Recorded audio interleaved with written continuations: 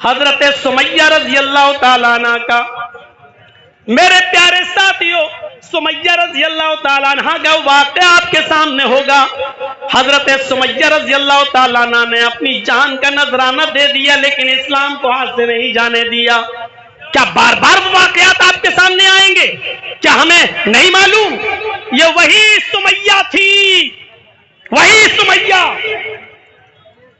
جب ابو جہل کو، ابو لہب کو اور کافرین مکہ کو پتا چلا کہ سمیہ نے محمد کے دین کو قبول کر لیا، اسلام کو قبول کر لیا، تو پکڑ کے لایا گیا سمیہ رضی اللہ تعالی عنہ کو، اور ابو جہل نے کہا سنا ہے سمیہ تو نے اسلام قبول کر لیا ہے؟ ذرا اس طرف متوجہ ہوئیے اور پھر دیکھیے کہ اسلام کو نہیں جانے دیا، جان چلی گئی اس کی پرواہ نہیں کی، لیکن اسلام کو نہیں جانے دیا۔ سمیہ نے کہا ہاں اے ابو جہل، جب تو نے سن ہی لیا ہے تو اب کیا فرق پڑتا ہے؟ ہاں میں نے محمد کے دین کو قبول کر لیا ہے، ہاں میں نے محمد کے دین کو مان لیا ہے، ہاں میں نے اسلام کو قبول کر لیا ہے۔ سمیہ سے کہا اسلام چھوڑ دو، سمیہ سے کہا کہ اسلام چھوڑ دو۔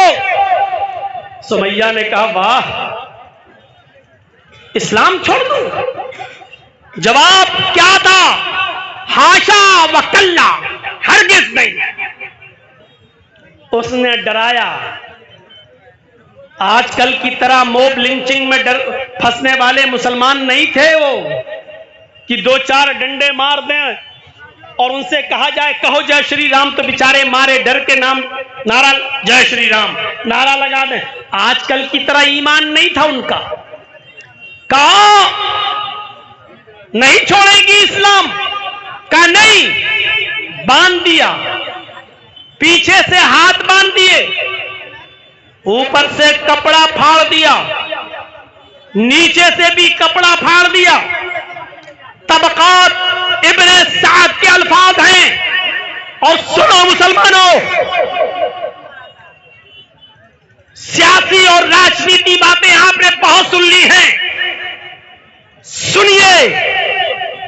وہی سمیہ جس کا کپڑا پھاڑ دیا گیا، جس کو برہنہ کر دیا گیا، ابو جہل نے ایک نیزہ اٹھایا، دھار دار نیزہ اٹھایا، اور وہ نیزہ لے کر دوڑتا ہوا آیا اور کہا سمیہ اسلام چھوڑتی ہے یا نہیں؟ اس نے کہا بالکل نہیں۔ اس نے وہ نیزہ بہت تیز اسپیڈ میں دوڑتے ہوئے، لاتے ہوئے، دوڑتے ہوئے، بھاگتے ہوئے اس نیزے کو لے کر آتا ہے، اور اس نے پورا کا پورا نیزہ حضرت سمیہ کی اندام نہانی میں، وہ پورا کا پورا نیزہ حضرت سمیہ کی شرمگاہ میں داخل کر دیتا ہے۔ سمیہ رضی اللہ تعالی عنہا کی اندام نہانی میں وہ نیزہ داخل ہو گیا، ادھر سے نکالا، اس داخل کیا اور اس پار نکال دیا۔ سننا بہت آسان ہے، بہت آسان ہے سننا۔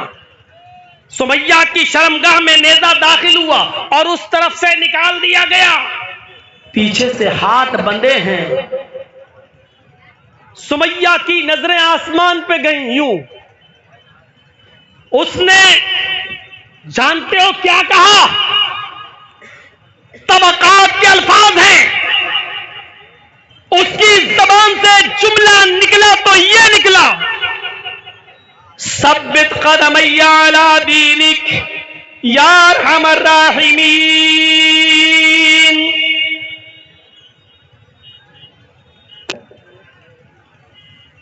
جرجیت صاحب چند مہینوں کے لیے جیل میں چلے گئے، دعا مانگیں گے اللہ مجھے جیل سے نجات عطا فرما۔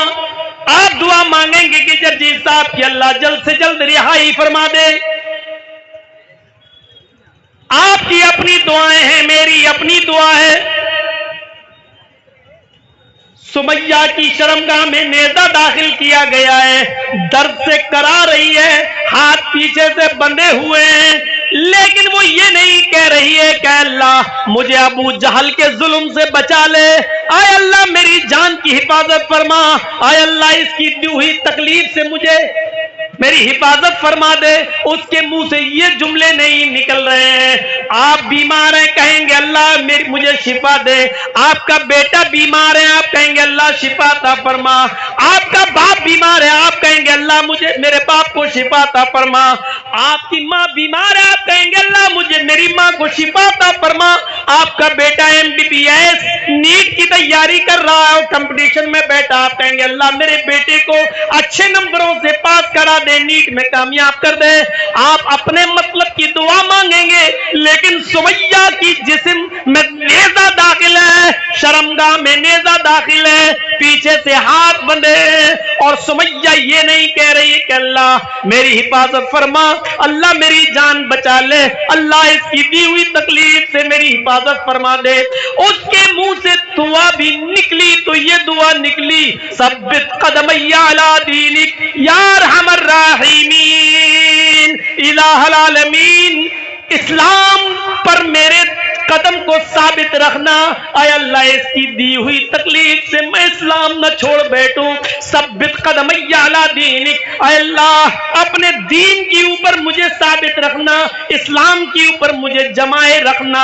میرے بھائیوں ایسے نازک موڑ پر بھی وہ یہ کہہ رہی اللہ مجھ سے میرا اسلام نہ جانے پائے، مجھ سے میرا دین نہ جانے پائے، مجھ سے میرا دین نہ چھوٹ جائے، کہیں کی دی ہوئی تکلیف مجھ سے میرا دین میرا اسلام نہ چھین لیں۔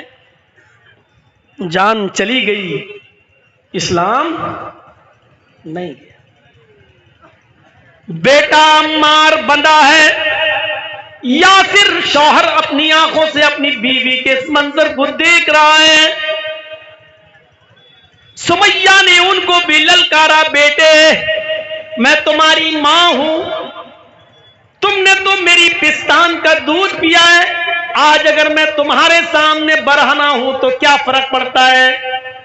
میرے بیٹے میں نے تو تمہیں بچپن میں نہلایا ہے، دھلایا ہے، تمہاری لیٹرین پیشاب و پائخانہ تک صاف کیا ہے، آج میں تمہارے سامنے برہنہ ہوں تو کوئی بات نہیں۔ اپنے شوہر سے کہا یاسر میں تو تمہاری بیوی ہوں، آنکھیں ڈھکنے کی ضرورت نہیں، مجھے جو سزا دی جا رہی ہے اس کو اپنی آنکھوں سے دیکھو، اس لیے کہ میرے باپ تمہارا بھی نمبر ہے، مجھے عورت ہونے کی حیثیت سے ہو سکتا ہے یہ ہلکی سزا دے، میرے باپ تمہیں اس سے بھی زیادہ سخت سزا دے کیونکہ تم مرد ہو سکتا ہے تمہیں مجھ سے بھی زیادہ ہارڈ پنشمنٹ دیا جائے، سزا دی جائے، اس لیے تمہیں اس منظر کو دیکھنا ہوگا۔ اے عمار، اے یاسر، میں اس دنیا سے رخصت ہو جاؤں گی، پرواہ مت کرنا، یہاں نہیں تو جنت کے دروازے پر میں تمہارا انتظار کروں گی۔ ابو جہل کو غصہ آیا، اس نے 2 اونٹ منگائے، ایک اونٹ اس پیر سے باندھا، دوسرا اونٹ اس پیر سے باندھا، دوسرا پیر اس اونٹ سے باندھا، اور دونوں پیر سمیہ کے دونوں اونٹ سے باندھ دیے۔ طبقات ابن سعد کے الفاظ ہیں، اس نے کوڑا زمین پر پڑا ہوا تھا کہ سمیہ زمین پر پڑا ہوا یہ کوڑا اٹھاؤں گا، ان اونٹوں کو ماروں گا، ایک اونٹ پورب کی طرف بھاگے گا، ایک اونٹ پشچم کی طرف بھاگے گا، سمیہ تیرے جسم کے 2 ٹکڑے ہو جائیں گے، اب بتا محمد کے دین کو، اسلام کو چھوڑتی ہے یا نہیں چھوڑتی ہے؟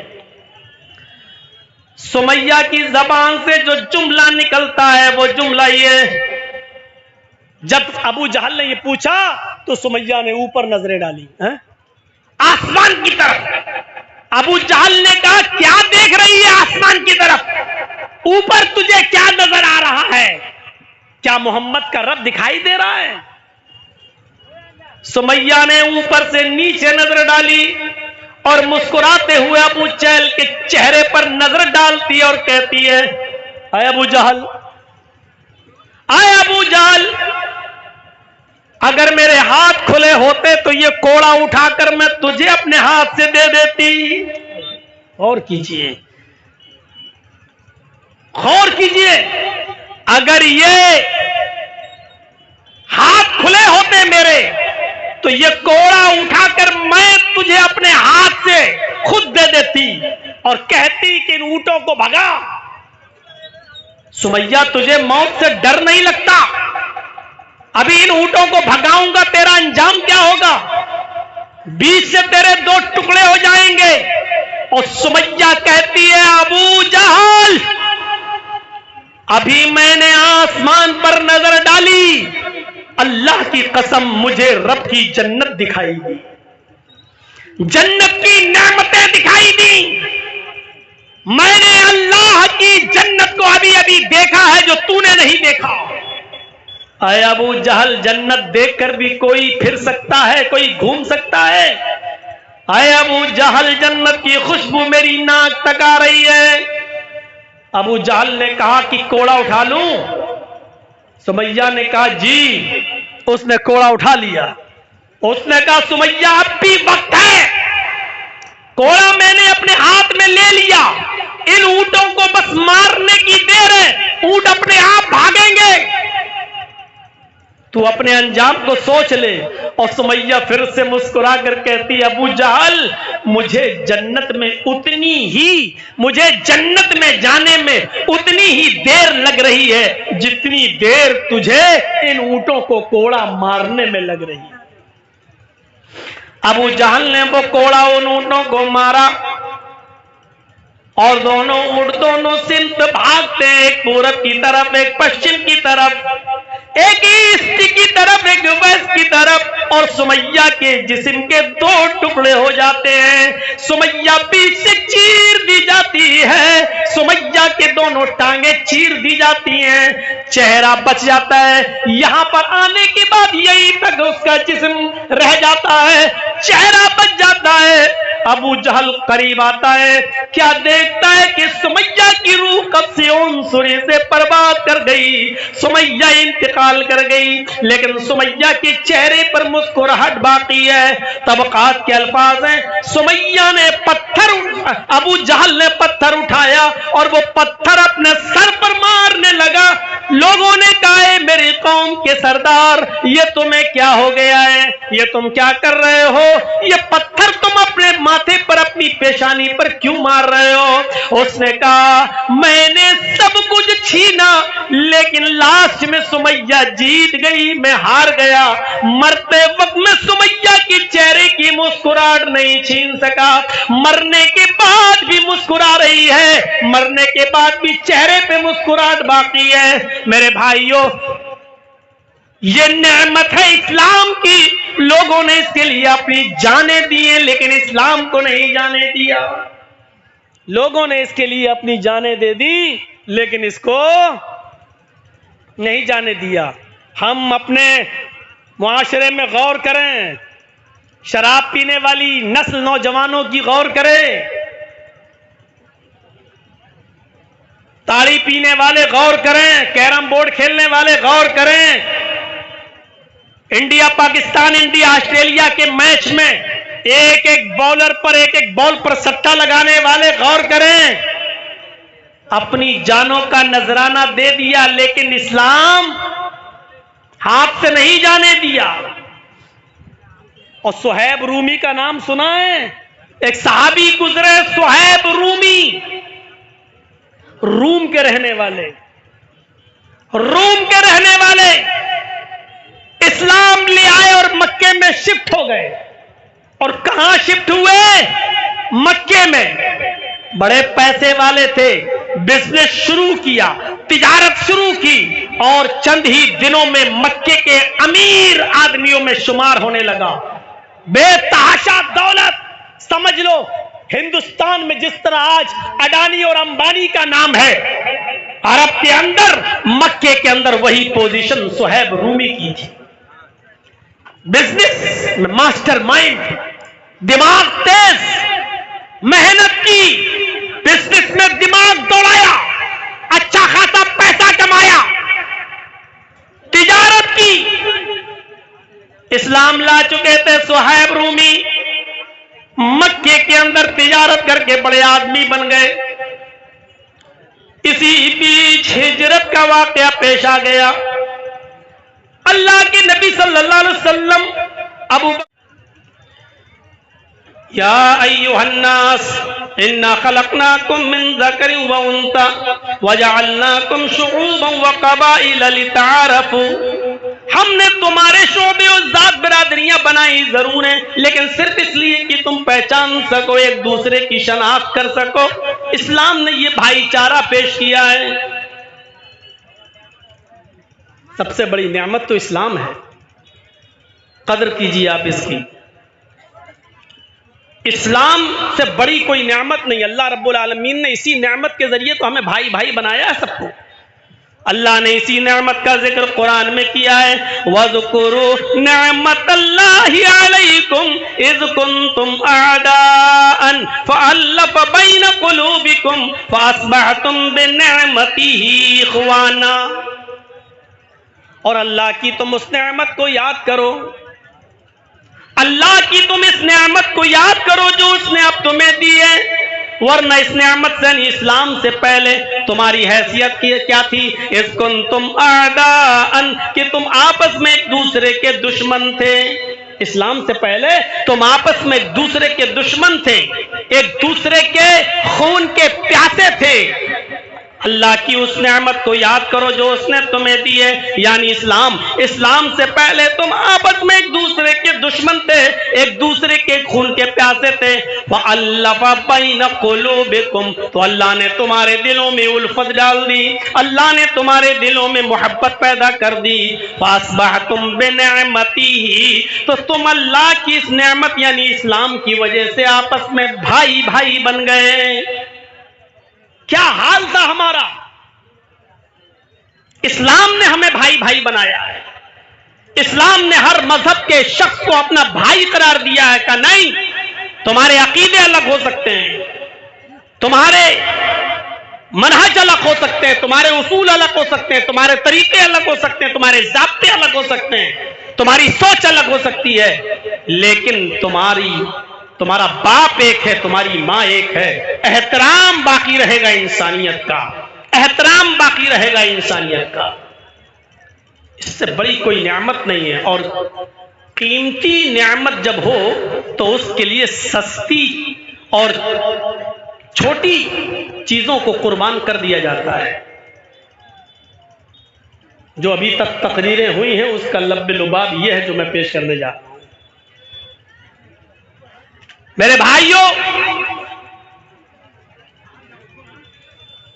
آپ کے گھر میں سبزی کاٹنے کی ایک چھری رکھی ہوئی ہے، چاقو رکھا ہوا ہے، اور آپ جانتے ہیں کہ اس چاقو سے سبزی کاٹی جاتی ہے، آلو کاٹا جاتا ہے، لوکی کاٹی جاتی ہے، کدو، پرول کاٹا جاتا ہے، بیگن کاٹا جاتا ہے۔ یہ چاقو آپ کا ہے۔ آپ کے گھر میں جگ رکھا ہے، آپ جانتے ہیں کہ اس میں پانی بھرا جاتا ہے۔ آپ کے گھر میں گلاس رکھا ہے، آپ جانتے ہیں کہ اس میں پانی بھر کر پیا جاتا ہے۔ یہ چیزیں آپ ہی کی ہیں، لیکن آپ ہی کے گھر میں سونے کا گولڈ کا ایک بسکٹ بھی رکھا ہوا ہے۔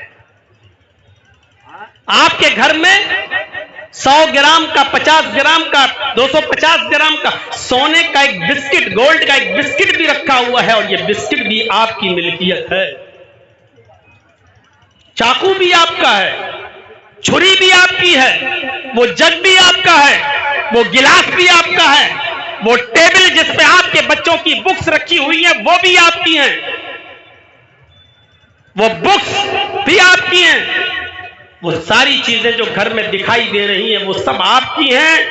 آپ کے گھر میں رکھا ہوا 100 گرام کا ایک بسکٹ گولڈ سونے کا وہ بھی آپ کا ہے، لیکن میں دعوے کے ساتھ کہہ سکتا ہوں کہ جتنی حفاظت آپ سونے کے اس بسکٹ کی کریں گے، جتنا سنبھال کر آپ اس سونے کے بسکٹ کو رکھیں گے، اتنا سنبھال کر آپ چاقو کو نہیں رکھیں گے، اتنا سنبھال کر آپ چھری کو نہیں رکھیں گے، اتنا سنبھال کر آپ गिलास को और जग को नहीं रखेंगे, टेबल को नहीं रखेंगे, घर की और दूसरी चीजों को नहीं रखेंगे। अगर आपसे पूछूं, आप उस सोने को, उस गोल्ड के बिस्किट को आप संभाल कर क्यों रखेंगे? उसकी इतनी हिफाजत क्यों है? उसको आप हिफाजत से क्यों रखेंगे? तो आपका जवाब यही होगा कि मौलाना साहब, सोने की हिफाजत इसलिए की जाएगी और सारी चीजों से ज्यादा उसको संभाल कर हम इसलिए रखेंगे क्योंकि वो कीमती है जग से भी ज्यादा, वो कीमती है गिलास से भी ज्यादा, वो कीमती है हमारे टेबल से भी ज्यादा। इसका मतलब यह है, और दूसरी चीजों की चोरी हो जाए परवाह नहीं, लेकिन गोल्ड की चोरी नहीं होनी चाहिए। और दूसरी चीजें जाती हैं तो जाएं, लेकिन गोल्ड नहीं जाना चाहिए, इसलिए आप उसकी हिफाजत और दूसरी चीजों से ज्यादा करते हैं। मेरे भाइयों, इस्लाम सबसे ज्यादा कीमती नेमत है हमारे और आपके लिए। इतनी बड़ी नेमत है इस्लाम कि अल्लाह रब्बुल आलमीन ने इस्लाम से अच्छा अल्लाह के नजदीक कोई दीन ही नहीं है। उसने कहा इन्ना दीन इंदल्लाहिल इस्लाम, अल्लाह की नजर में, अल्लाह की दृष्टि में, अल्लाह के नजदीक सबसे महबूब और पसंदीदा दीन इस्लाम है। इतनी बड़ी नेमत है इस्लाम कि अल्लाह ने कह दिया वमन यब्तगि गैरल इस्लामी दीनन फलन युक़बल मिन्हु, इस्लाम को छोड़कर अगर कोई दूसरा दीन तलाश करोगे, अगर इस्लाम को छोड़कर कोई दूसरा रास्ता तलाश करोगे तो वो रास्ता हरगिज़ हरगिज़ कबूल नहीं किया जाएगा, वो रास्ता हरगिज़ हरगिज़ तस्लीम नहीं किया जाएगा। ये इस्लाम सबसे बड़ी नेमत है, इसकी हिफाजत हमें और आपको कितनी करनी चाहिए। दूसरी चीजों का नुकसान होता है तो हो जाने दो, लेकिन गोल्ड नहीं जाना चाहिए, सोना नहीं, डायमंड नहीं, हीरा नहीं जाना चाहिए। इसी तरीके से आपकी चीजें आपकी हैं, आपको शादी करना है, ठीक है, आपको अपने बच्चे को पढ़ाना है, वो भी ठीक है, आपको नमाज की पाबंदी करना है, ये भी ठीक है, आपको दुनिया भर के काम है, मेहनत करना, मजदूरी करना है, कोई रिक्शा चलाता है, कोई ठेला ठेलता है, कोई बस का ड्राइवर है, कोई ऑफिस जाता है, कोई सरकारी नौकरी है। मेरे प्यारे साथियों, ये सारी चीजें आपके सामने हैं और एक तरफ इस्लाम भी आपके सामने है। ये सब चीजें भी आपको करना है, आपको अपने बीवी बच्चों के लिए कमाना भी है, आपको उनको पढ़ाना भी है, आपको उनके लिए मेहनत भी करना है, आपको नमाज भी पढ़ना है, उन्हीं वक्त निकाल कर आपको रोजा भी रखना है, आपको इस्लाम की भी हिफाजत करना है। अब ये बताइए, इन दोनों चीजों में से सबसे ज्यादा कीमती चीज तो इस्लाम है। इसका मतलब ये हुआ कि और दूसरी चीजें अगर उनमें नुकसान हो रहा तो मुसलमान उन नुकसान को गवारा कर ले, लेकिन इस्लाम को अपने दामन से न छोड़े, इस्लाम को न छोड़े, इस्लाम उसके हाथ से न जाने पाए, क्योंकि कीमती चीज की हिफाजत की जाती है और कीमती चीज को बचा कर रखा जाता है। इसलिए इस्लाम को बचा कर रखिए। इस इस्लाम जिसने हमें भाई भाई बनाया, ये इस्लाम जिसने हमें मानवता का दर्श दिया, ये इस्लाम जिसने हमें भाईचारे का दर्श दिया, मेरे भाइयों, इसको हमें और आपको समझना होगा। जितने तकरीरें आपने सुनी, हमने भी सुनी, मुझे तो ऐसा महसूस हुआ सारी चीजों का लब्बे लुबाब यह है कि हर चीज सिर्फ आप ही को सोचना है, हमें कुछ नहीं सोचना है, बोलने वालों को कुछ नहीं सोचना है, आपको शऊर से काम लेना है, आपको होश के नाखून लेना है, सारी जिम्मेदारी आपके ऊपर है। जो आया, मेरे भाई, हम आपकी बातों से 100% मुत्तफिक हैं। आप जो कह रहे हैं बिल्कुल मुत्तफिक हैं। आप सही कह रहे हैं कि हमारा नुकसान होता है इलेक्शन के मौके पर, आप सही कह रहे हैं कि इंतखाब के मौके पर हमारा वोट बढ़ जाते, आप अपनी बातों में सही हैं, लेकिन आपने हमें उसका कोई हल तो बताया ही नहीं कि हम करें तो क्या करें, हम जाएं तो कहां जाएं। उसका आप तो अपनी सुनाकर चले गए, लेकिन कोई हल तो बताइए, कोई रास्ता तो बताइए, हम जाएं तो कहां जाएं। मुझे ये तो बता दो कि हर डिपार्टमेंट के अंदर मुसलमानों को बराबर का हक हमें कौन देगा? हमें ये बता दो।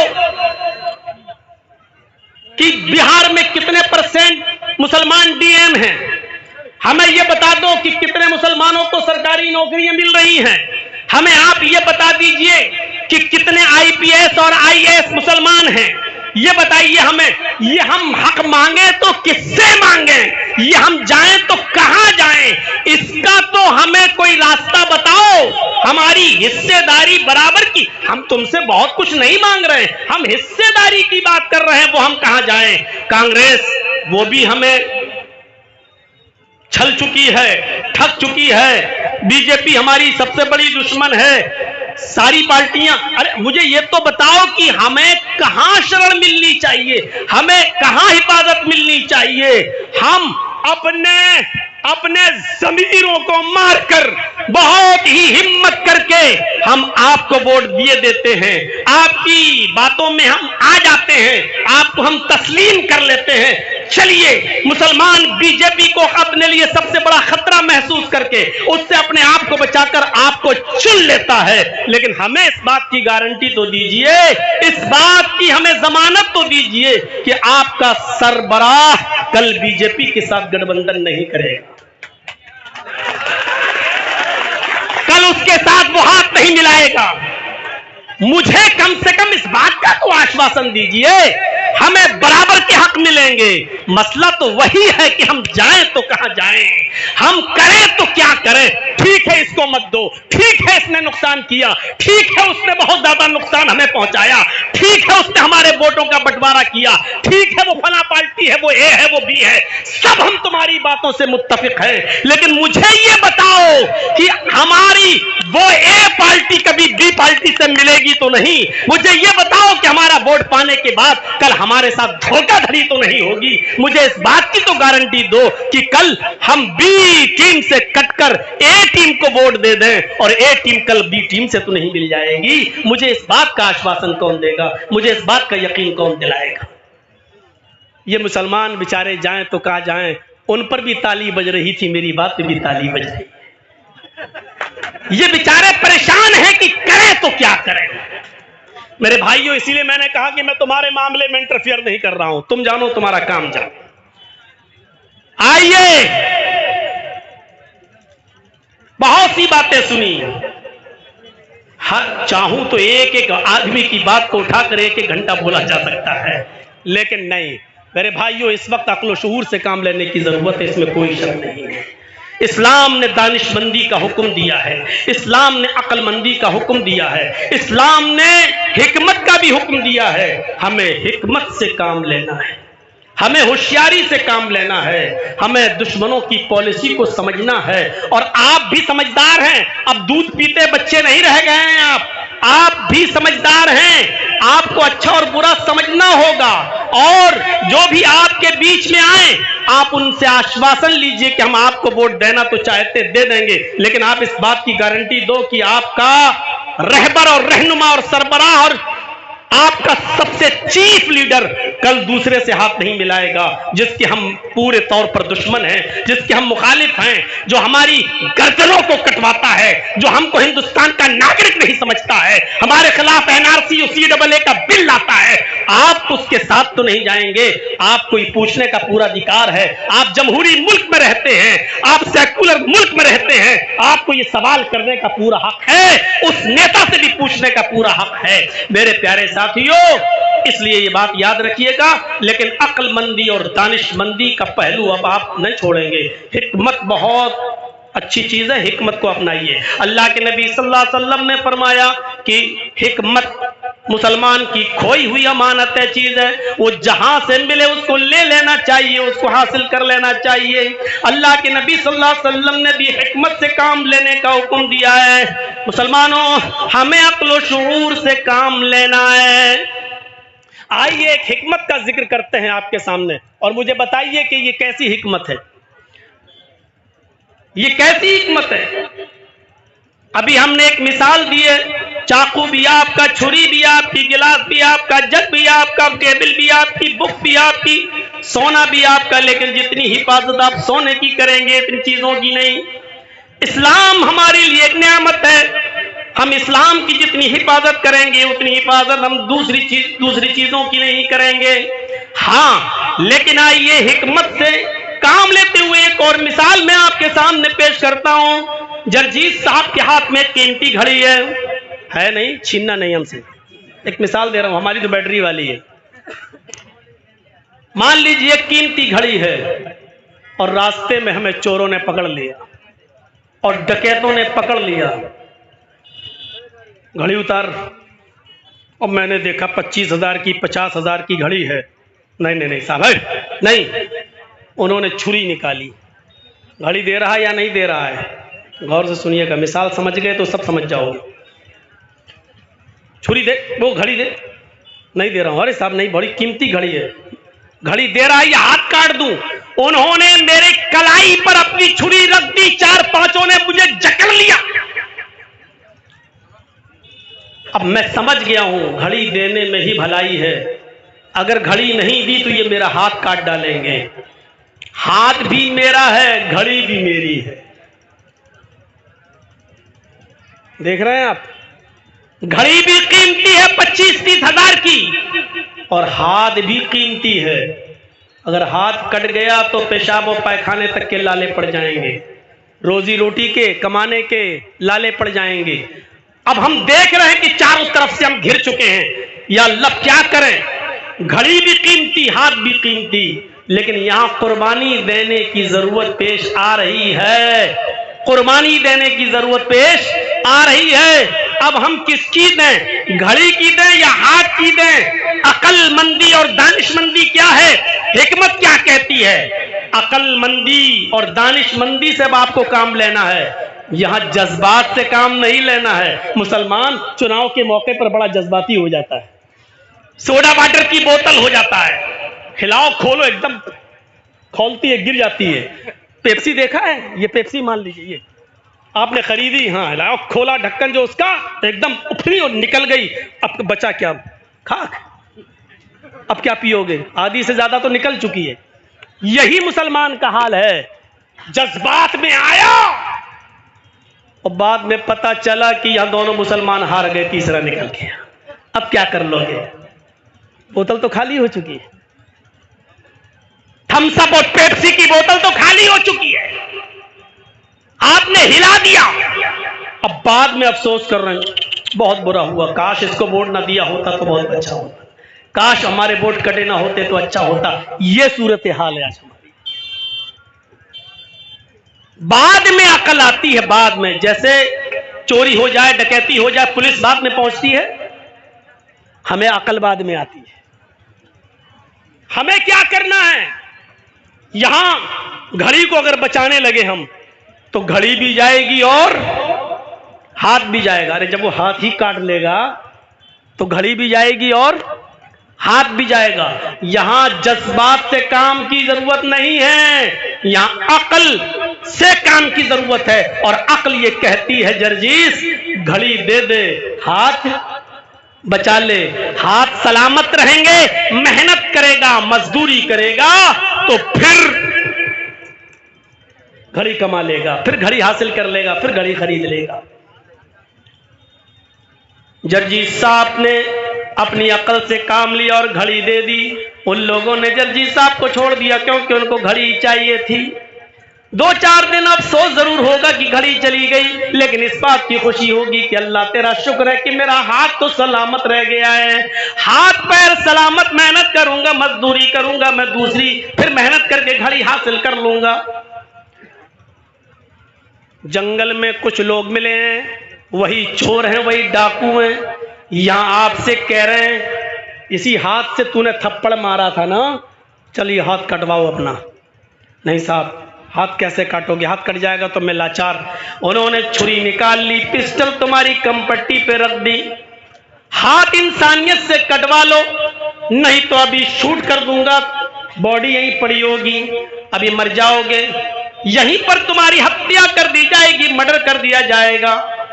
یہاں اب 2 چیزیں، یا تو ہاتھ کٹواؤ یا جان سے ہاتھ دھو بیٹھو. یہاں ان لوگوں نے 2 چیزوں میں سے ایک چیز مانگی ہے. ہاتھ دے رہے ہو؟ نہیں، ہاتھ کٹا لو. اگر ہاتھ نہیں کٹایا تو تمہاری جان چلی جائے گی ابھی شوٹ کر دوں گا. یہاں ہاتھ بچانے کے چکر میں ہم اگر جذبات میں آ گئے تو وہ غصے میں شوٹ کر دیں, نہیں چلے گا. اب یہاں عقل مندی کیا کہتی ہے, یہاں دانش مندی کیا کہتی ہے, یہاں حکمت کیا کہتی ہے؟ یہاں حکمت کہتی ہے کہ ہاتھ کٹا کر اپنی جان بچا لو. ہاتھ کٹ جائے گا جان سلامت رہے گی, کم سے کم اپنی بیوی بچوں کا منہ تو دیکھتے رہو گے, کم سے کم اپنے بیوی بچوں کے پاس تو رہو گے, کم سے کم تمہاری بیوی اپنے ہاتھ سے تمہیں کھانا تو کھلا دے گی, کم سے کم تم اپنے بچوں کو پیار تو دے سکو گے.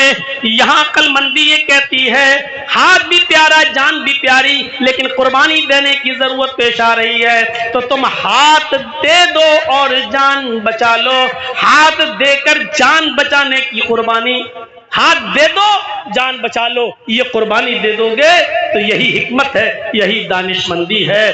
میرے بھائیوں, آپ کو بھی انتخاب کے موقع پر اور الیکشن کے موقع پر یہی حکمت دیکھنا ہے, یہی دانش مندی دیکھنا ہے. جرجی صاحب, حل تو آپ بھی نہیں بتا رہے ہو, حل میرے پاس بھی نہیں ہے, اس لیے کہ کوئی ہمارا ہے ہی نہیں. ہم بھروسہ کریں تو کس پہ کریں, ہمارا کوئی ہے ہی نہیں. بس آپ کو یہ دیکھنا ہے نقصان کس میں کم ہے اور زیادہ نقصان کس میں ہے. یہ یاد رکھیے, آپ کا اپنا کوئی نہیں ہے, چاہے کتنے لوگ دعوے کریں, چاہے وہ دینی اسٹیج پر ہی دعوے کیوں نہ ہو رہے ہوں, چاہے وہ اسلامک اسٹیج پر ہی دعوے کیوں نہ ہو رہے ہوں, چاہے وہ ہمارے دعوے کرنے والے مسلمان ہی کیوں نہ ہوں, لیکن یہ یاد رکھیے گا کہ آپ کا اپنا کوئی نہیں ہے. یہ فیکٹ ہے, یہ سچائی ہے, آپ کا اپنا کوئی نہیں ہے. بس آپ کو یہ دیکھنا ہے کہ اس میں کم نقصان دہ کون ہے, سب سے کم نقصان کس سے ہے. جو سب سے کم نقصان دہ ہو اسی سے ہاتھ ملانا پڑے گا, کیونکہ بڑے نقصان سے اپنے آپ کو ہم بچا لیں. جیسے جان جانا بڑا نقصان ہے, ہاتھ جانا چھوٹا نقصان ہے, ہاتھ کٹا دو جان بچا لو. گھڑی جانا چھوٹا نقصان ہے, ہاتھ کا جانا بڑا نقصان ہے, تو گھڑی دے کر ہاتھ بچا لو. یہ عقل مندی اور دانش مندی ہے.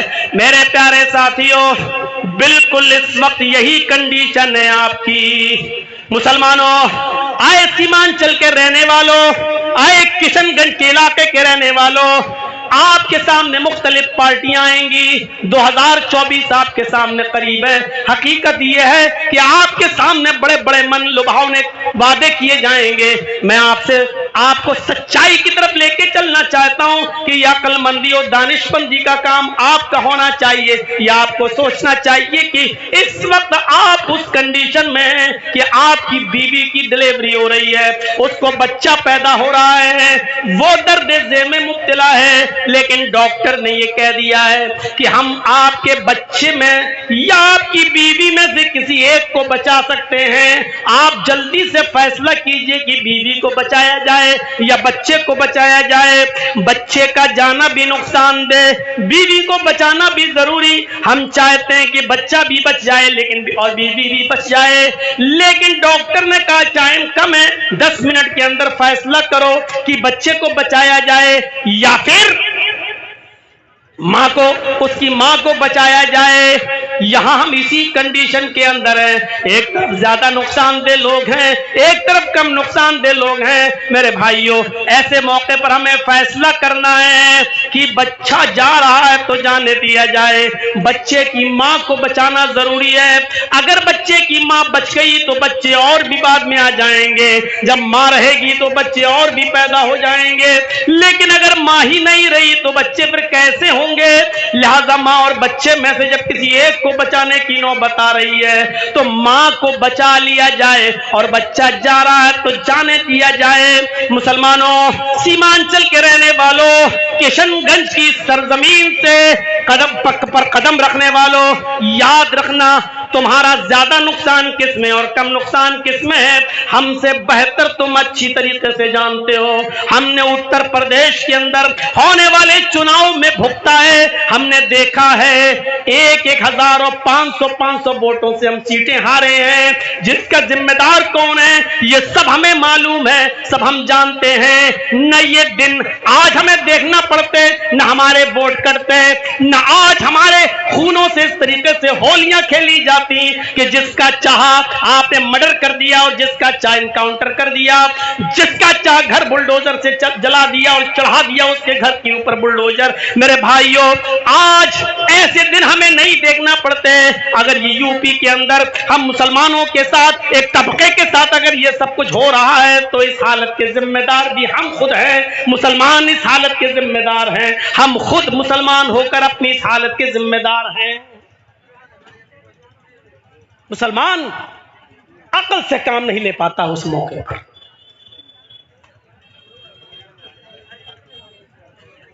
آپ دیکھ رہے ہیں نا،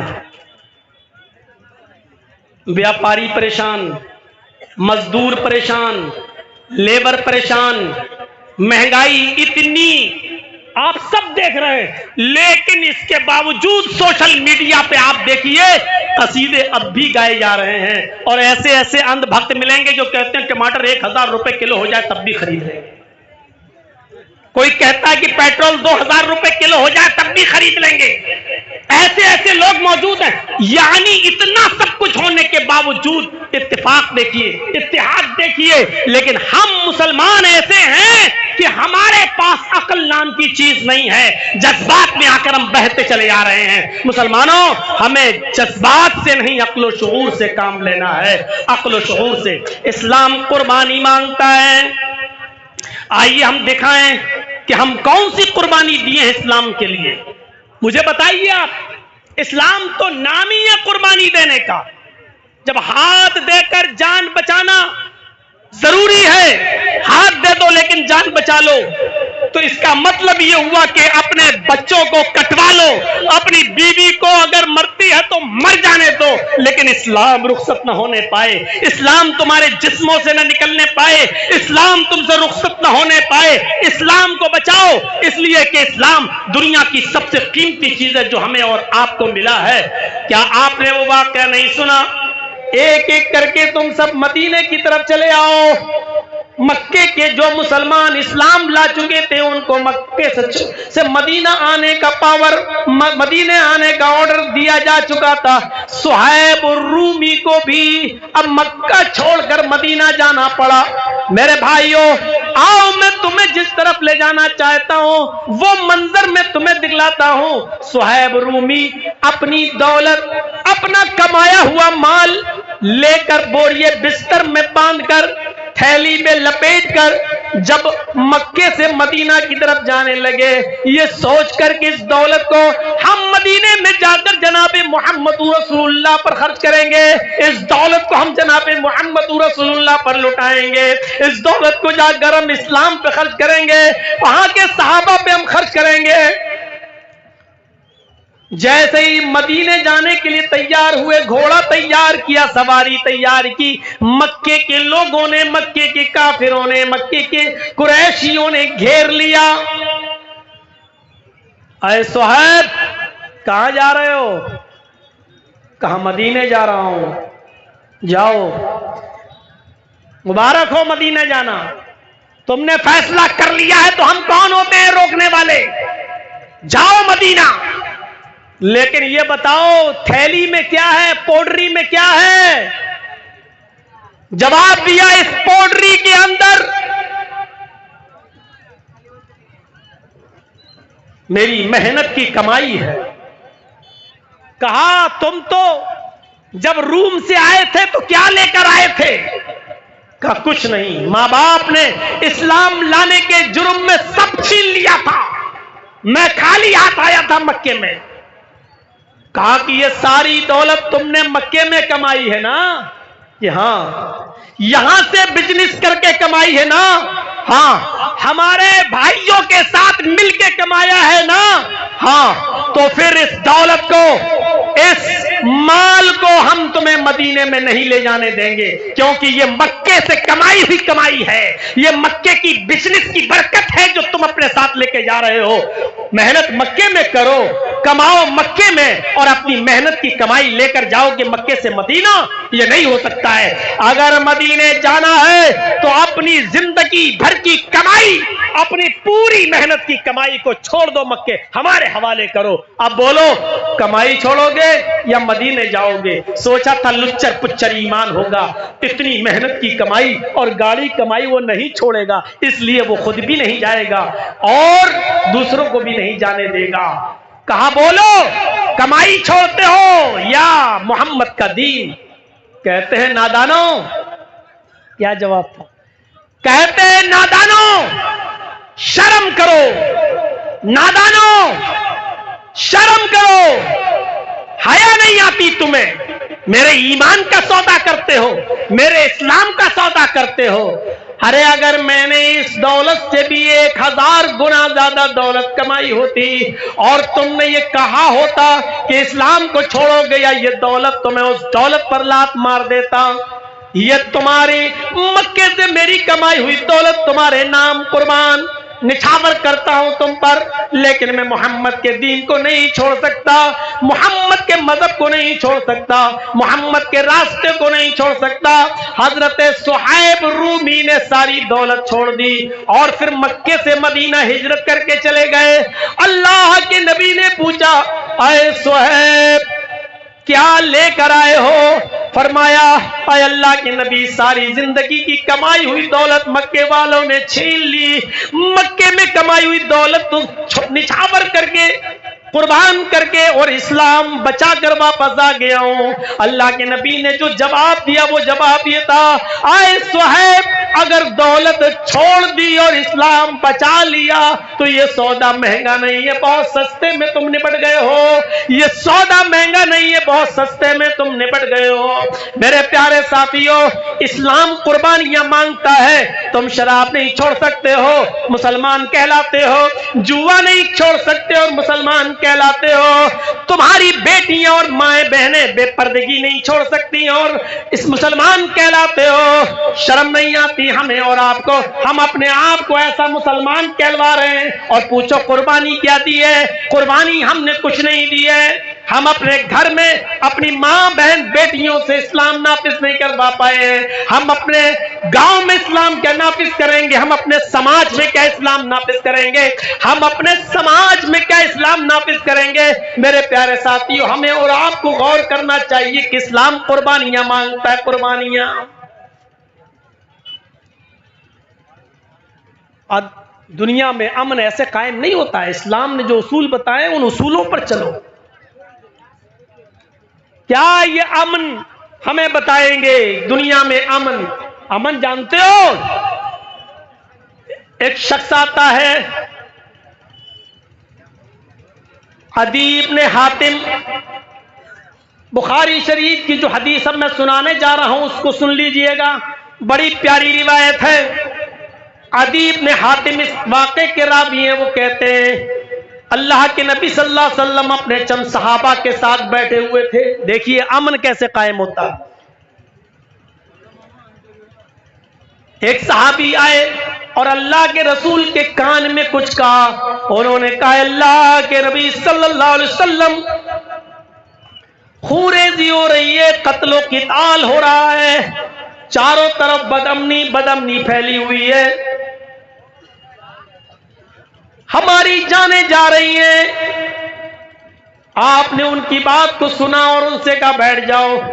اتنے میں دوسرے ایک صحابی اٹھے اور انہوں نے بھی نبی اکرم کے کان میں کچھ کہا، انہوں نے جو بات کہی اس کو امام بخاری نقل کرتے ہیں۔ دوسرے صحابی نے کہا اللہ کے رسول رہزنی بہت ہو رہی ہے، چوری بہت ہو رہی ہے، ڈکیتی بہت ہو رہی ہے، جو قافلہ راستوں سے آتا ہے ان کو لوٹ لیا جاتا ہے، رہزنی ہو رہی ہے، قتل و قتال ہے، ان کو قتل کر کے مال لوٹ لیا جاتا ہے۔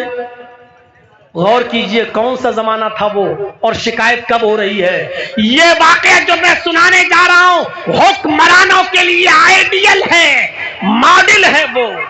سنیں اللہ کے نبی نے کیا جواب دیا؟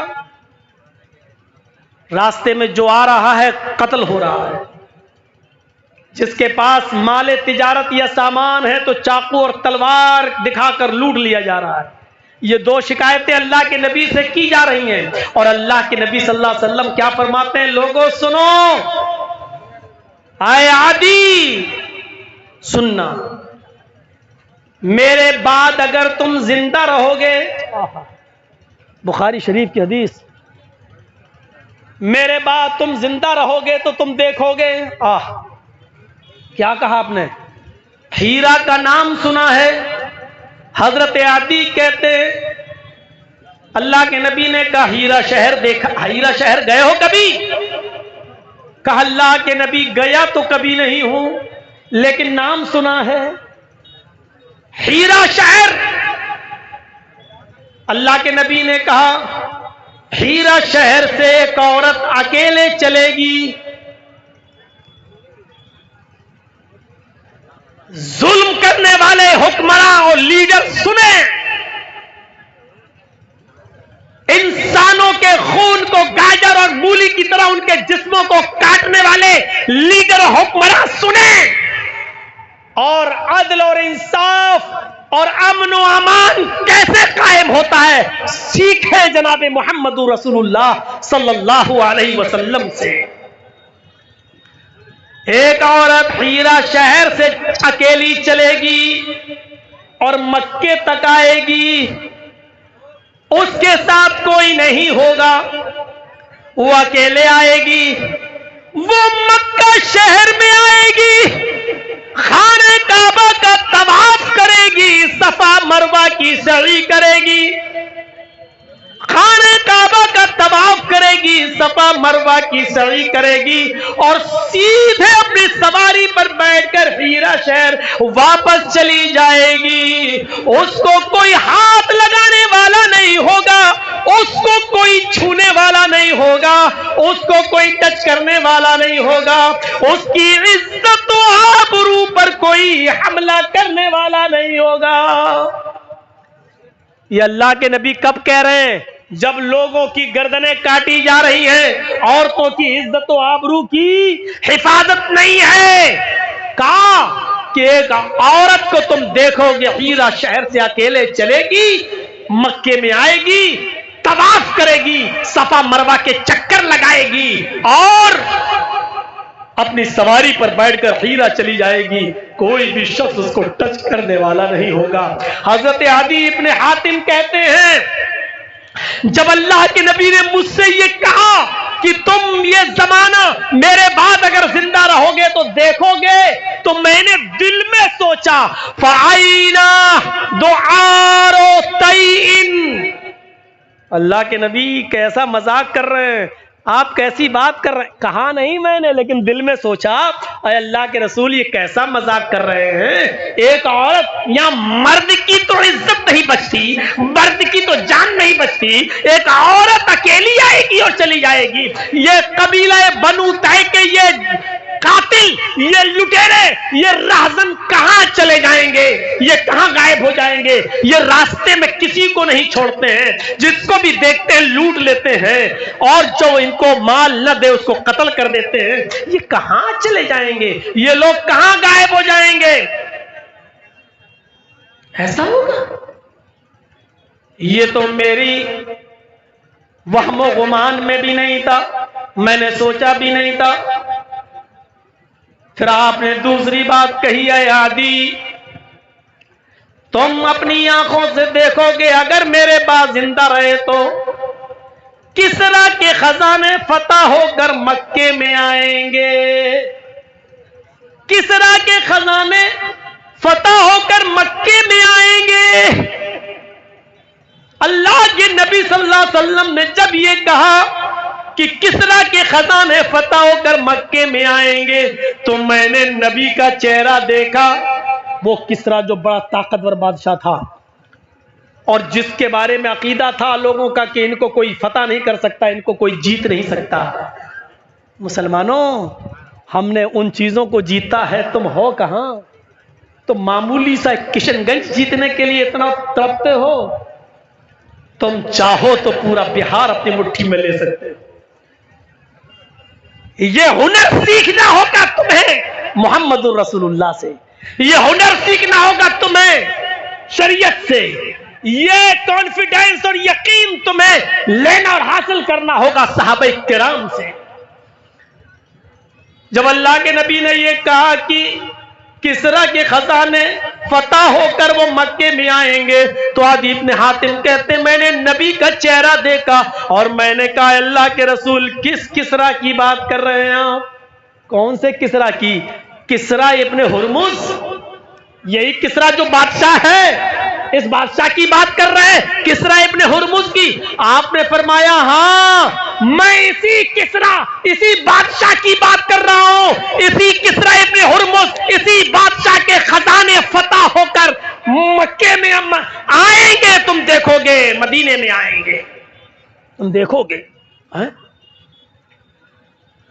اور تیسری بات پھر فرمائی، آئے عدی اگر میرے بعد تم زندہ رہے تو تم دیکھو گے کہ لوگ اپنی مٹھی میں سونا اور چاندی بھر بھر کر نکلیں گے، لوگوں کو صدقہ کریں گے، لوگوں کو زکات دینا چاہیں گے، خیرات کرنا چاہیں گے، لوگوں کو غریبوں کو سونا اور چاندی بانٹیں گے، لیکن کوئی سونا لینے والا نہ ہوگا، کوئی چاندی لینے والا نہ ہوگا۔ لوگوں کو تم دیکھو گے کہ وہ اپنی مٹھی میں سونا بھر بھر کے، چاندی بھر بھر کے وہ لے جائیں گے صدقہ دینے کے لیے، لیکن صدقہ قبول کرنے والا کوئی غریب نہیں ملے گا، صدقہ قبول کرنے والا کوئی غریب انسان نہیں ملے گا، یعنی سونا اور چاندی لینے والے لوگ نہیں ملیں گے۔ اللہ کے نبی تو اس دنیا میں نہیں رہے۔ عدی ابن حاتم نے اپنے دوست کو، اپنے ساتھی کو بتایا، کیا ہے میرے ساتھی غور سے سنو، دو چیزیں تو میں نے جناب محمد رسول اللہ کی بتائی ہوئی اپنی زندگی میں دیکھ لی ہیں، دو چیزیں تو میری زندگی میں پوری ہو گئی ہیں۔ میں دیکھتا ہوں ملک شام سے، ہیرا شہر سے ایک عورت اکیلی آتی ہے، اپنی سواری پر بیٹھ کر آتی ہے اور وہ خانے کعبہ میں طواف کرتی ہے، صفا مروہ کی چکر لگاتی ہے، سعی کرتی ہے اور پھر ملک شام چلی جاتی ہے۔ اس کو کوئی ٹچ کرنے والا نہیں ہے، اس کو کوئی لوٹنے والا نہیں ہے، اس کو کوئی عزت و آبرو پر حملہ کرنے والا نہیں ہے، وہ آتی ہے اور چلی جاتی ہے۔ میں نے اپنی آنکھوں سے یہ دن بھی دیکھا ہے اور میں نے یہ چیز بھی دیکھ لی ہے کہ حضرت عمر فاروق کے زمانے میں کسرا ابن ہرمز کا خزانہ بھی لٹ گیا ہے، اس کو بھی شکست دے دی ہے، حضرت عمر نے اس کو بھی شکست دے دی ہے اور کسرا کا وہ خزانہ پورا کا پورا لٹ کر فتح ہو کر وہ مدینے چلا آیا ہے۔ میں نے کسرا ابن ہرمز کا خزانہ بھی میں نے مدینے آتے ہوئے دیکھ لیا ہے۔ نبی کی یہ دو پیشین گوئیاں تو میری زندگی میں پوری ہو گئی ہیں، ایک پیشین گوئی رہ گئی ہے، اگر میرے بعد تم زندہ رہو گے تو تم دیکھو گے کہ لوگ سونے اور چاندی کو مٹھی میں بھر بھر کے لے جائیں گے کہ اس کی زکات دے دیں، صدقہ دے دیں، خیرات دے دیں، لیکن کوئی لینے والا نہیں ہوگا۔ میرے بھائیوں، قیامت کی نشانیوں میں سے ایک نشانی یہ بتائی اللہ کے نبی نے، جب قیامت آئے گی تو قرب قیامت زمین سے سونا نکلے گا، چاندی نکلے گی، زمین اگل دے گی، سونا اور چاندی کو باہر پھینک دے گی، لیکن لوگ اتنے امیر اور پیسے والے ہوں گے کہ زمین پر پڑا ہوا سونا نہیں اٹھائیں گے، زمین پر پڑی ہوئی چاندی نہیں۔ جس سونے اور چاندی کے لیے آج تم اپنے ضمیروں کو بیچتے ہو، اپنی حیا کو بیچتے ہو، اپنی وفا کو بیچتے ہو، میرے بھائیوں وہ سونا اور چاندی زمین پر پڑا ہوگا لیکن کوئی اٹھانے والا نہیں ہوگا۔ یہ شام سے ایک عورت اکیلی آتی ہے اور حج کر کے عمرہ کر کے واپس چلی جاتی ہے۔ جانتے ہو ایسا کیوں ہوا؟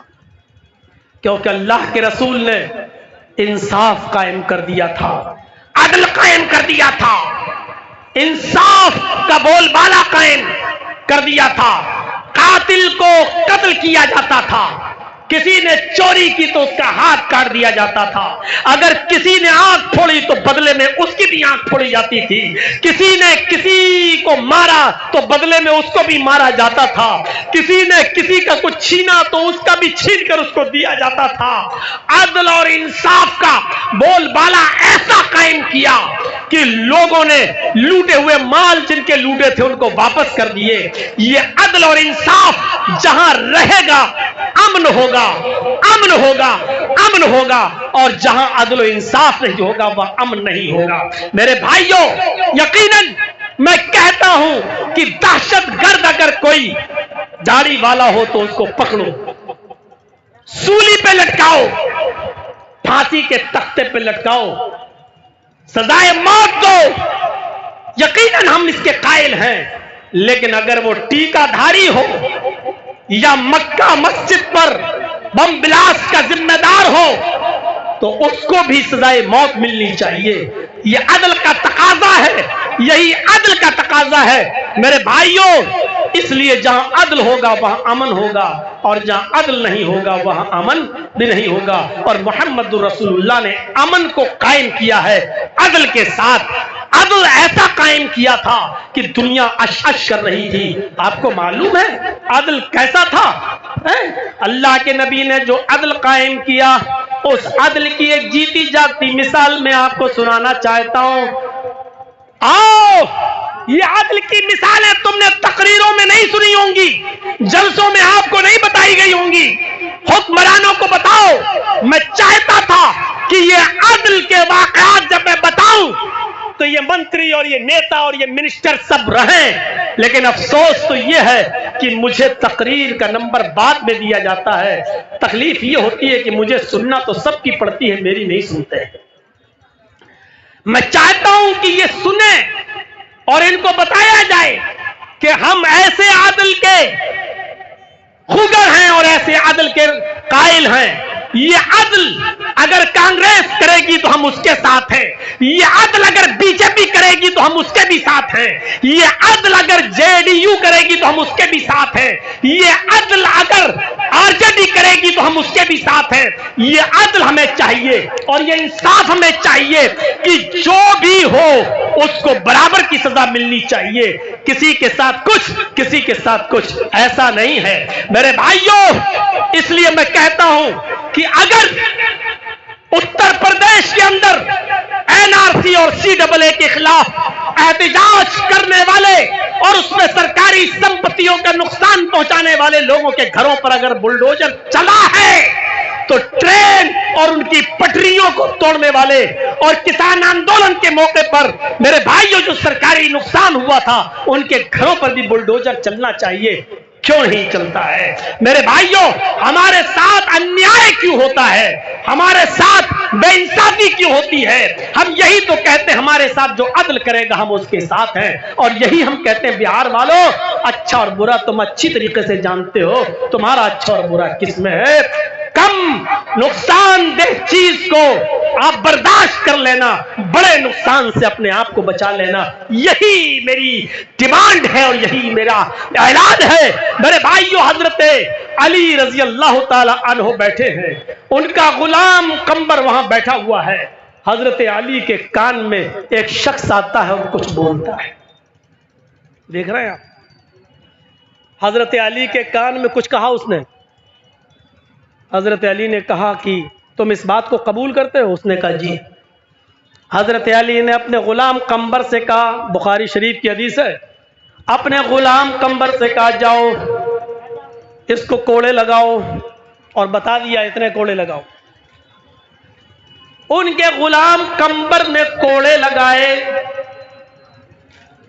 جس کو کوڑے مارے گئے، مجلود، جس کو کوڑے پڑتے ہیں اس کو عربی میں کہا جاتا ہے مجلود، جس کو کوڑے لگائے گئے وہ مجلود، وہ کوڑے کھانے والا آدمی آتا ہے اور آ کر حضرت علی کے کان میں کچھ کہتا ہے۔ حضرت علی نے اپنے غلام قمبر کو بلایا، ادھر آؤ، میں نے تم سے اتنے کوڑے مارنے کے لیے کہا ہے، اس مجلود نے شکایت کی ہے کہ 3 کوڑے تم نے اس کو زیادہ مار دیے ہیں۔ 3 کوڑے تم نے اس کو زیادہ مار دیے. قمبر نے بھی اپنے جرم کا اعتراف کیا. گنتی بھول گیا, بھول چوک ہو گئی, اور مجھے بھی اس بات کا احساس ہو رہا ہے کہ شاید 3 کوڑے اس کو زیادہ لگ گئے ہیں.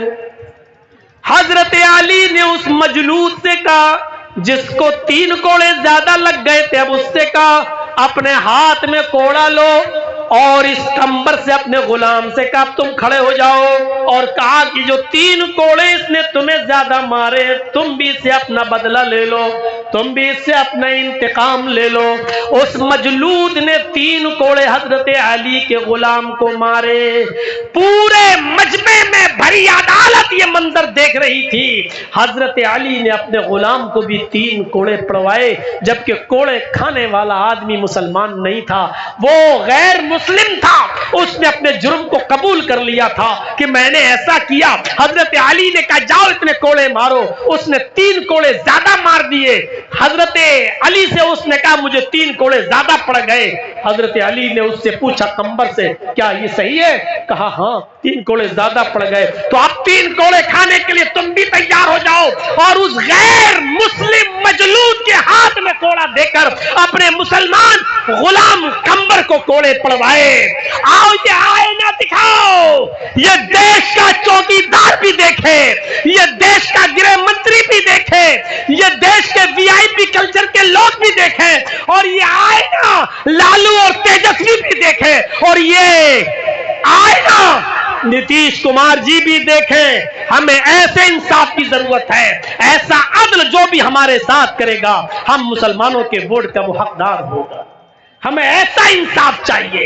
ہمیں نہیں معلوم کہ تم کون ہو, ہم یہ چاہتے ہیں کہ ہمیں سوتیلا ویوہار ہمارے ساتھ نہ کیا جائے, ہمارے ساتھ گستاخی نہ کی جائے, ہمیں بھارت کا برابر کا ناگرک سمجھا جائے, ہمیں برابر کا حصے دار بھی سمجھا جائے, اور جو ہمارے ساتھ حق اور انصاف کی بات کرے گا ہم اس کو اپنا ووٹ دیں گے. ہمارا کوئی دشمن نہیں ہے. دشمنی اگر اپنے حال و چال سے دکھاؤ گے تو ہم اتنے اندھے بھی نہیں ہیں کہ ہم اس کو سمجھتے نہیں ہو. میرے پیارے ساتھیوں, اللہ تعالیٰ نے ہمیں آنکھیں بھی دی ہیں, اور ووٹ کہاں دینا ہے اس کے لیے ہمیں دماغ بھی دیا ہے. اس لیے ہم آنکھوں سے دیکھیں گے بھی اور دماغ سے ہم کام بھی لیں گے. اس لیے سنتے چلیے, حضرت علی نے اپنے غلام قمبر کو بھی کوڑے لگوائے. کبھی کبھی آپ نے دیکھا ہوگا بھیڑ میں پولیس لاٹھی چارج کر دیتی ہے. قاضی شرح کی عدالت ہے, ایک مقدمے کی سنوائی ہے, اس میں غیر مسلموں کی بھیڑ لگی ہوئی ہے, مسلمانوں کی بھی بھیڑ لگی ہوئی ہے. اور قاضی شرح جانتے ہو کون قاضی ہیں؟ قاضی شرح وہ ہے جنہوں نے اپنے بیٹے تک کو سزا دی تھی, اپنے بیٹے کے خلاف بھی سزا سنائی تھی. قاضی شرح وہ ہے کہ جب ان کا بیٹا مدرسے میں پڑھتا تھا تو مدرسے کے ٹیچر نے شکایت کی کہ آپ کے بیٹے نے کسی نائی سے, حجام سے, باربر سے بال کٹوائے, اور عصر کی نماز کا وقت قریب تھا.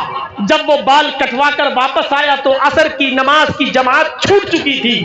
اگرچہ اس نے بعد میں نماز پڑھ لی لیکن جماعت چھوڑ دی. تو قاضی شرح نے ایک موٹا ڈنڈا بھیجا تھا اور کہا تھا کہ یہ مقدمہ میری عدالت میں آیا ہے, اس لیے یہ ڈنڈا میں بھیج رہا ہوں. اس لکڑی سے میرے بیٹے کو اتنا مارو کہ یہ لکڑی جب تک ٹوٹ کر 3 حصوں میں نہ بڑھ جائے, اس گڈھے کے 3 ٹکڑے نہ ہو جائیں, تب تک میرے بیٹے کو پیٹتے رہو. اور اس کو بتاؤ کہ تم نے ایسے تنگ وقت میں بال کیوں کٹوائے, جب نماز سے عصر کا وقت قریب تھا, عصر کی نماز پڑھنے کے بعد بھی جا سکتے تھے, تمہاری جماعت کیوں چھوٹی؟ میرے بھائیو, یہ وہ قاضی شرح ہیں جنہوں نے عدل و انصاف اپنے بیٹے کے ساتھ بھی کیا تھا. ان کی ایک عدالت میں ایک فیصلے کے دن غیر مسلم اور مسلمانوں کی بھیڑ لگی ہوئی ہے, لوگ دیکھنا چاہتے ہیں. اسی بھیڑ کے اندر دربان نے, جو قاضی شرح کا دربان تھا, آج کل بھی عدالت میں لوگ کہتے ہیں نا, جو لکڑی پکڑے لیے کھڑے رہتے ہیں اور کہتے ہیں فلاں حاضر ہو, آؤ تمہارا مقدمہ ہے. ہم سے زیادہ کورٹ کچہری آپ نے تو شاید نہیں دیکھی ہوگی, نہ سمجھی ہوگی. تو میرے بھائیو, آج بھی کورٹ و کچہریوں میں لوگ رہتے ہیں, جو جج کے بالکل قریب بیٹھتا ہے وہ اس کو اردو میں دربان کہا جاتا ہے. دربان. میرے بھائیو, قاضی شریح کو لوگ گھیر رہے تھے تو دربان نے ایک کوڑا مار دیا. ایک کو ماریں گے تو سب بھاگ جائیں گے, ایک غیر مسلم کو کوڑا لگ گیا. ایک کوڑا جیسی پڑا بھیڑ تتر بتر ہو گئی, ادھر ادھر ہو گئی, لیکن جس کو کوڑا پڑا وہ وہیں کھڑا ہو گیا. قاضی شریح نے کہا کہ بھیڑ ادھر ادھر چلی گئی, تم کیوں کھڑے ہو؟ اس نے کہا قاضی صاحب آپ کی عدالت میں ابھی ابھی میرا ایک کیس ہم درج کرنا چاہتے ہیں. کیا ابھی ابھی بھیڑ کو تتر بتر کرنے کے لیے آپ کے دربان نے کوڑا مارا اور وہ پوری بھیڑ میں یہ کوڑا مجھے لگا ہے؟ آپ کا دربان یہ بھی کہہ سکتا تھا کہ مجمع ہے, بھیڑ ہے, ادھر ادھر ہو جاؤ. پہلے اعلان کرنا چاہیے, اناؤنسمنٹ ہونا چاہیے. بھیڑ کو بھگانے کے بہت سے طریقے ہیں, لیکن ڈائریکٹ کوڑا مار دیا گیا. نہ کوئی انفارمیشن دی گئی, نہ یہ کہا گیا کہ بیٹھ جاؤ یا خاموش ہو جاؤ یا ادھر عدالت سے چلے جاؤ. اس طریقے کی کوئی آواز نہیں لگائی. کوڑا اٹھایا اور کوڑا ڈائریکٹ مارا اور وہ کوڑا مجھے لگا ہے. مجھے انتقام چاہیے, مجھے بدلہ چاہیے. قاضی شریح نے اپنے دربان کو دیکھا, فرمایا تمہارے خلاف مقدمہ درج ہو گیا ہے, کٹگھرے میں چلو. دربان کو کٹگھرے میں کھڑا کیا گیا. پوچھا تم اپنی صفائی میں کچھ کہنا چاہتے ہو؟ دربان نے کہا آپ کی طرف لوگ بڑھ رہے تھے, بھیڑ کو تتر بتر کرنے کے لیے میں نے کوڑا مارا, ایک ہی کوڑا مارا جو اس کو لگ گیا. کہا کیا تم اس کوڑے مارنے کا اعتراف کرتے ہو؟ کہا میں نے یہ کوڑا مارا ہے. کہا اب تم ادھر آ جاؤ. مجمع میں اپنے دربان کو کھڑا کر دیا اور اس شکایت کرنے والے یہودی کے ہاتھ میں کوڑا دے دیا. کہا اس دربان نے تمہیں جتنی زور سے کوڑا مارا ہے, ایک کوڑا تم بھی اس کو مارو. لہذا اس یہودی نے کوڑا اس دربان کو بھی مارا اور پورے مجمع نے یہ عدل دیکھا, یہ انصاف دیکھا. تو جب ایک یہودی اور قاضی کے دربان میں دربان کو مار رہا ہے, قاضی کے دربار میں دربان کو کوڑا مار رہا ہے, اور قاضی خود یہ فیصلہ سنا رہا ہے, یہ عدل دیکھیں گے تو امن کیوں نہیں ہوگا؟ ایسی جگہ پر امن تھا, ایسی جگہ پر انصاف تھا, ایسی جگہ پر خونریزی نہیں تھی. آج عدل نام کی کوئی چیز نہیں رہ گئی ہے. افسوس تو یہ ہوتا ہے کہ آج سپریم کورٹ کو مداخلت کرنا پڑتی ہے کہ اگر منی پور کے معاملے پر آپ نہیں بولیں گے تو ہم ایکشن لیں گے. غور کیجئے میرے بھائیوں, جو کام حکومتوں کا تھا, جو کام گورنمنٹ کا تھا, جو کام سرکاروں کا تھا, آج وہ کام سپریم کورٹ کو کرنا پڑ رہا ہے اور یہ کہنا پڑ رہا ہے کہ یہ کام اگر تم نہیں کرو گے تو ہم کریں گے. یہ تصور کیجئے میرے بھائیوں کہ ہم کس طرف جا رہے ہیں اور کہاں ہم پہنچ گئے ہیں. خود چیف منسٹر کیسا ہوتا ہے آپ کو معلوم ہے؟ حضرت عمر فاروق پیشاب کر رہے ہیں, ایک نالی کے کنارے پر بیٹھ کر پیشاب کر رہے ہیں, پانی ان کے ہاتھ میں ہے, کسی نے دیکھا نہیں اور ایک آدمی آواز لگاتے ہوئے آ گیا, امیر المومنین, امیر المومنین, امیر المومنین. اس کو پتا ہی نہیں کہ حضرت عمر پیشاب کر رہے ہیں. اگر مجھے معلوم ہو جائے کہ ایک آدمی پیشاب کر رہا تو میں چلاؤں گا تھوڑی, میں یہ کہوں گا کہ وہ پیشاب کر کے ادھر آؤ, لیکن اس کو معلوم ہی نہیں. وہ نکلا اور کہتا امیر المومنین, آئین امیر المومنین, امیر المومنین کہاں ہے؟ امیر المومنین, امیر المومنین. حضرت عمر کو بڑا غصہ آیا, کم بخت میں تو پیشاب کر رہا ہوں, یہ کون ہے چلا؟ آئے, کون چلا رہا تھا؟ کہ امیر المومنین میں. گئے اور ایک تھپڑ دیا. کیا ہے؟ بس اتنا ہی تھا. وہ اپنی شکایت بھول گیا. اس نے کہا امیر المومنین, مجھے اس بات کا علم نہیں تھا کہ آپ استنجا کر رہے ہیں, آپ پیشاب کرنے کے لیے بیٹھے ہوئے ہیں.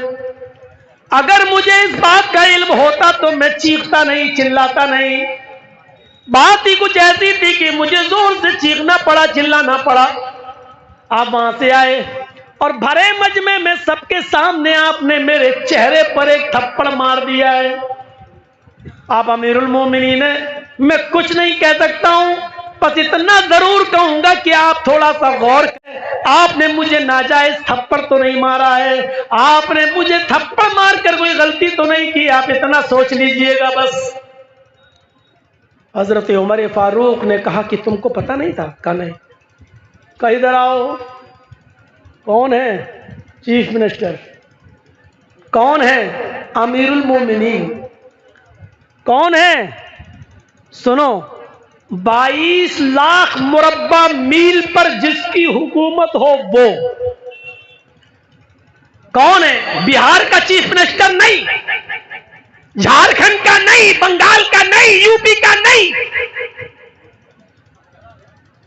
22 لاکھ مربع میل. سعودی بھی اس کے انڈر میں، شام بھی اس کے انڈر میں، عراق بھی اس کے انڈر میں، ایران بھی اس کے انڈر میں، اردن بھی اس کے انڈر میں، آذربائیجان بھی اس کے انڈر میں، مصر بھی اس کے انڈر میں، کویت بھی اس کے انڈر میں، اسرائیل اور فلسطین بھی اس کے انڈر میں. غور کیجئے، یہ سارے ملک اس کے انڈر میں. اتنی بڑی حکومت کا مالک، اتنی بڑی حکومت کا مالک، اور کیا کر رہا ہے؟ ادھر آؤ. عمر فاروق کا یہ گال تمہارے سامنے حاضر ہے. آئے بدوی آئے دیہاتی، میں نے انجانے میں لا علمی میں غصے میں نے تمہارے چہرے پر تھپڑ مار دیا ہے. تم بھرے مجمع میں سب کے سامنے اپنا انتقام لے لو، اور جتنی زور سے میں نے تمہیں تھپڑ مارا ہے تم مجھے بھی تھپڑ مارو.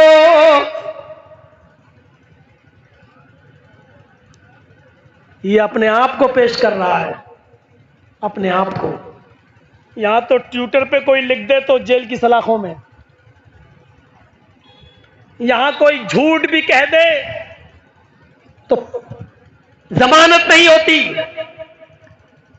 کہا میں اپنے آپ کو پیش کر رہا ہوں سب کے سامنے. اس نے کہا امیر المومنین سوری، میں آپ کو تھپڑ نہیں ماروں گا، بس میں اتنا چاہتا ہوں کہ آپ اتنا مان لیں کہ آپ سے غلطی ہوئی ہے. حضرت عمر فاروق نے بھرے مجمع میں کہا یہ میری غلطی ہے، میں سمجھ نہیں سکا، مجھے اس بات کا علم نہیں تھا. میں نے سوچا شاید تم نے دیکھ لیا تھا مجھے پیشاب کرتے ہوئے اور پھر تم چلا رہے ہو، یعنی میرے پیشاب کرنے کا بھی، فارغ ہونے کا بھی انتظار نہیں کر رہے ہو، لیکن تم کہہ رہے ہو مجھے پتا ہی نہیں. اس نے کہا مجھے بالکل اس بات کا علم نہیں ہے. کہا امیر المومنین نے ٹھیک ہے، اب تم مجھے انتقام لو، میرا بدلہ لو تم اپنا. اس نے کہا امیر المومنین آپ نے مجھ سے معافی مانگ لی، آپ نے اپنی غلطی کا اعتراف کر لیا، میں نے آپ کو معاف کر دیا. اس نے کہا امیر المومنین نے کہ دیکھو میں قیامت کے دن تمہیں اس کا بدلہ نہیں دے سکتا، جو کچھ بھی لین دین کرنا ہو، اگر اس تھپڑ کے بدلے میں کچھ مال کچھ چیزیں چاہیے تو وہ بھی بولو. کہ امیر المومنین میں اللہ کو کی قسم کھا کر کہتا ہوں کہ میں کوئی بدلہ نہیں لوں گا، میں آپ کو دل سے معاف کر رہا ہوں. میں امیر المومنین ہے، میں آپ کو کیسے تھپڑ ماروں، میں دل سے آپ کو معاف کر رہا ہوں. آپ نے بس یہ سویکار کر لیا، یہ ایکسپٹ کر لیا کہ آپ سے غلطی ہو گئی ہے. حضرت عمر فاروق نے اپنے آپ کو پیش کیا. تب عدل قائم تھا، تب انصاف قائم تھا، تب کوئی کسی کی طرف ٹیڑھی نظر کر کے دیکھنے کی جرات نہیں کرتا تھا. آپ کو معلوم ہے ملک شام یا مصر کے گورنر نے عمر ابن عاص کے بیٹے نے ایک یہودی بچے کو کوڑا مارا تھا. حضرت عمر فاروق جب مصر گئے تو اس 12 سال کے اس بچے نے، یہودی بچے نے شکایت کر دی تھی. امیر المومنین انصاف کیجئے. کہا کیا ہوا؟ کہا عمر ابن عاص جو ملک شام کا گورنر ہے، اس کے بیٹے نے مجھے کوڑا مارا ہے، اس لیے کہ میرا گھوڑا اس کے گھوڑے سے آگے نکل گیا تھا. یہ مقابلہ کر رہا تھا کہ دیکھیں کون آگے نکلے گا. ہم دونوں مقابلہ کر رہے تھے، میرا گھوڑا آگے نکل گیا، اس کا گھوڑا پیچھے رہ گیا. اس نے غصے میں آ کر مجھے تھپڑ مار دیا ہے، اور جب میں نے کہا کہ میں تمہاری شکایت گورنر سے کروں گا تو اس نے ان کے بیٹے نے کہا میرا کوئی کچھ نہیں کر سکتا، میں گورنر کا بیٹا ہوں۔ آج کل یہی تو ہوتا ہے نا، جو بڑے لوگوں کے بیٹے ہیں وہ، میں گورنر کا بیٹا ہوں، میرا کوئی کچھ نہیں کر سکتا۔ حضرت عمر فاروق کی آنکھیں اسی وقت لال ہو گئی اور فرمایا یا عمر ابن عاص، اللہ نے لوگوں کو آزاد پیدا کیا ہے، تم نے اپنی عوام کو غلام کیسے بنا لیا؟ حضرت عمر ابن عاص نے کہا امیر المومنین مجھے نہیں معلوم، اس بچے نے میری عدالت میں کوئی مقدمہ ہی دائر نہیں کیا، اگر یہ مقدمہ میرے پاس آیا ہوتا تو میں ضرور انتقام دلواتا۔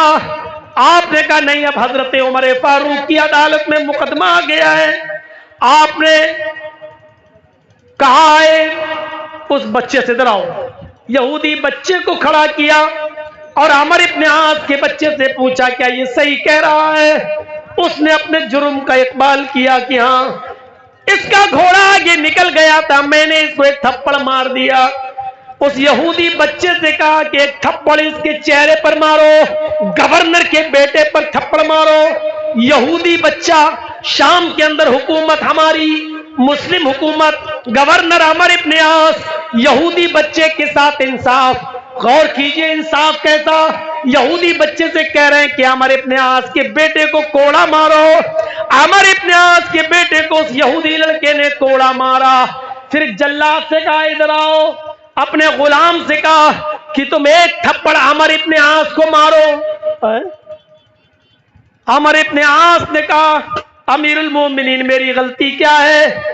جس نے کوڑا مارا اس کو کوڑا مار دیا گیا، جس نے تھپڑ مارا اس کو تھپڑ مار دیا گیا، اب مجھے کیوں کوڑا مارا جا رہا ہے؟ عمر ابن عاص کہا پہلے کوڑا کھاؤ۔ حضرت عمر فاروق کے خادم نے ایک تھپڑ حضرت عمر ابن عاص کو لگایا، گورنر کو لگایا، اور حضرت عمر فاروق نے اب اس کا ریزن بتایا، اے عمر ابن عاص یہ تھپڑ تمہیں اس لیے مارا گیا کیونکہ تم نے اپنے بیٹے کو صحیح تعلیم نہیں دی ہے، تم نے اپنے بیٹے کو صحیح تربیت نہیں دی ہے، اگر تم نے اپنے بیٹے کو صحیح تربیت دی ہوتی تو وہ کسی یہودی بچے کو تھپڑ نہیں مارتا، اور تھپڑ مارنے کے بعد یہ نہیں کہتا میرا کوئی کچھ نہیں کر پائے گا کیونکہ میں عمر ابن عاص کا بیٹا ہوں، میں گورنر کا بیٹا ہوں، میرا کوئی کچھ نہیں کر پائے گا۔ یہ بگڑے ہوئے اور یہ باپ کی بگڑی ہوئی اولادیں کہتی ہیں یہ تھپڑ تمہیں یاد دلاتا رہے گا اور آئندہ تم اپنی اولاد کی صحیح تربیت کرو گے، صحیح تربیت اپنی اولاد کو دو گے۔ یہ عدل و انصاف تھا میرے بھائیوں، یہ نیائے تھا، اس لیے امن قائم تھا، اس لیے ملک شام سے ایک عورت اکیلی آتی ہے اور آج بھی خانہ کعبہ کا طواف کرتی ہے، عمرہ کرتی ہے، سعی کرتی ہے اور چلی جاتی ہے۔ یہ اسی امن و امان کا نتیجہ ہے کہ سعودی عرب کی سرزمین پر آج بھی اگر 10 ریال کا نوٹ بھی پڑا ہو تو کوئی اٹھانے والا نہیں ہوتا، چوری کرنے کی کسی کی جرت نہیں ہوتی، ریپ اور بلاکار کا نشان نہیں پایا جاتا ہے، وہاں چھوت چھات نہیں ہے، وہاں ذات اور برادری میں بٹے ہوئے لوگ نہیں ہیں، وہاں آج بھی امن ہے، آج بھی عدل ہے، آج بھی انصاف کا بول بالا ہے۔ یہ الگ بات ہے کہ ویسٹرن کلچر اور مغربی تہذیب میں اب ادھر بھی کچھ جڑیں جما لی ہیں اپنی، میرے پیارے ساتھیوں، لیکن ہم یہی چاہتے ہیں آپ سے، ہماری کسی سے کوئی دشمنی نہیں، ہمیں ہمارا حق چاہیے، جو ہمیں ہمارا حق دے گا ہم اس کے ہیں۔ ہم نے آپ کا کافی وقت لیا ہے میرے بھائیوں، 11:15 سے بولتے ہوئے 12:30 تک بجنے والے ہیں، اب میرے اندر ہمت نہیں ہے، میں صرف ایک پروگرام کے لیے مصباح الدین صاحب کی آواز پر یہاں تک چلا آیا، اور میں اس کنڈیشن میں آیا کہ میرے والد محترم کی طبیعت بہت زیادہ خراب ہے اور میں ان کو لکھنؤ میں چھوڑ کر میں سیدھے یہاں چلا آیا، اور مجھے صبح فوراً فلائٹ پکڑ کے لکھنؤ جا کر ابھی ان کی خدمت کرنا ہے، اس لیے کہ دنیا میں باپ اور ماں سے بڑی کوئی نعمت نہیں ہے، جنہوں نے ہمیں پڑھا لکھا کر اتنا بڑا کیا ہے اور ہماری تعلیم و تربیت کر کے مجھے اس لائق بنایا ہے، اب یہ موقع ہے ایک بیٹے کو ان کا حق ادا کرنے کا، حق ادا کرنے کا نہیں، اپنے گناہ کو کچھ معاف کرانے کا، کیونکہ حق تو زندگی بھر نہیں ادا ہو سکتا ہے، ساری زندگی ہم سب کچھ کر دیں پھر بھی حق ادا نہیں ہو سکتا ہے۔ حضرت عمر فاروق سے جب کسی نے کہا تھا کہ میں نے اپنی بوڑھی ماں کو طواف کرایا، اندھی لنگڑی لولی اس کا پیشاب و پائخانہ میں صاف کرتا ہوں، کیا اب بھی میں نے اپنی ماں کا حق ادا نہیں کیا؟ تو حضرت عمر نے کہا تیری ماں جب تجھے پیدا کر رہی تھی اور اسے جو تکلیف ہو رہی تھی اور تکلیف سے تیری ماں جب چیخ رہی تھی آہ، تو نے تو ابھی اپنی ماں کی اس آہ کا بھی حق ادا نہیں کیا ہے، تو پوری زندگی کا کیا حق ادا کرے گا؟ تو ماں باپ کا کوئی پوری زندگی بھی خدمت کرے تو حق ادا نہیں کر سکتا ہے۔ یہ موقع مل رہا ہے مجھے اپنے بوڑھے ماں باپ کی خدمت کرنے کا، تو ہم اس کو ضائع نہیں ہونے دینا چاہتے ہیں، اس لیے ہمیں فوراً نکلنا ہے۔ میرے بھائیو، جہاں ہم دعا کر رہے ہیں سب کے لیے، اللہ جو بیمار ہیں ان کو شفا کاملہ اور عاجلہ کا فرما، وہیں ہم اپنے باپ کے لیے بھی دعا کرتے ہیں اللہ ہمارے والد محترم کو بھی شفا کاملہ اور عاجلہ کا فرما۔ جو دوائیں چل رہی ہیں اللہ ان میں صحت و تندرستی کوٹ کوٹ کے بھر دے۔ اے اللہ ہمیں ایسی حکومت اور ایسی سرکار ہمیں عطا فرما جو ہمیں عدل دے، جو ہمیں انصاف دے، جو ہمارے پردیش میں بہار میں امن قائم کر سکے، جو شانتی قائم کر سکے اور ہمیں ہمارے حق دے سکے، ہمیں سوتیلا نہ سمجھے، ہمیں بھی اس دیش اور اس ملک کا حصے دار سمجھے اور ہم نے اپنے اس ملک کا ناگرک سمجھے۔ اے اللہ ہم تجھ سے دعا کرتے ہیں کہ جو لوگ تیری رحمت کو جا چکے ہیں ان کو کربڑ کربڑ چین و سکون راحت نصیب فرما، ان کی قبروں کو نور سے بھر دے، جب تک تو ہمیں زندہ رکھ اسلام پہ زندہ رکھنا، اور جب ہمارا خاتمہ ہو تو ایمان پر ہمارا خاتمہ فرمانا۔ وما علینا الا البلاغ المبین وآخر دعوانا ان الحمد للہ رب العالمین۔ السلام علیکم ورحمۃ اللہ وبرکاتہ۔